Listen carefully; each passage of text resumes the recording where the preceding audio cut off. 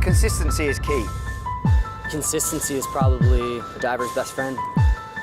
For a series as long as the Red Bull Cliff Diving World Series, it's the #1 thing. Consistency is everything. Gary, he's won 3 times just because he's that good over a long period of time. You know, you don't see Gary go up and down. I think I've had some good results, maybe even just behind him, but because I'm also pretty consistent, you know, you have to make sure you do 4 good dives in competition. You know, the competition doesn't come to 1 very difficult dive or 2 very good dives. No, you have to do 4 good dives, and you have to do it over and over and over and over.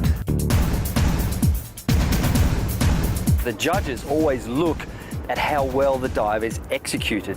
So you have to play this balancing act of doing dives that are easier and trying to get high scores, and trying to do dives that are more difficult. Of course, still trying to get high scores as well. But I mean, if you do a dive that's difficult, there's more somersaults, more twists, there's more places where things can go wrong, increasing the risk, making it harder to execute the dive well.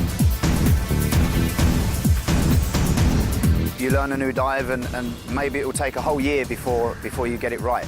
You know, you'll do 10 of them and maybe 1 will be good, you know, and you just got to stick with it and keep doing it, and then eventually you'll become consistent on it. Steve LeBou, for example, is trying a front 5 somersaults pike, so he was playing a bit of a risky game, and he's actually not doing so well at the moment, but in the future, for next year, it might pay dividends for him because he's done it enough times and he'll make the dive more consistent. I started using the Quint half as a new dive, which has a high tariff, high DD, but you take that risk of 1 step back, 2 steps forward. Yeah, I've had some successful ones in practice, and I've had a couple successful ones in competition, so really just need to get that consistency down and repetition big time, but it's a challenge that I was willing to take, and I'm happy I did. If you dive, it's great. It's fantastic scores, like in Copenhagen. Yeah, and of course, if you have some big mistake in Malchesine, I finished on the 10th position, and when it's easy, it's not interesting. Maybe something like this.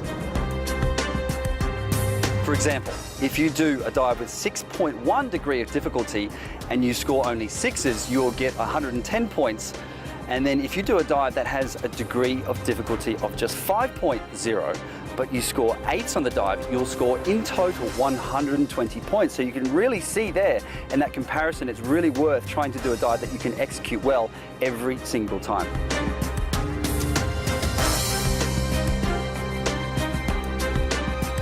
Comes down to experience, and maybe just you know, when you try the most difficult dive that you can do and you're not prepared fully, things may work, but then the next day maybe is not going to happen, and that comes back to consistency. You know, if you're not consistent, you're just not going to be out there.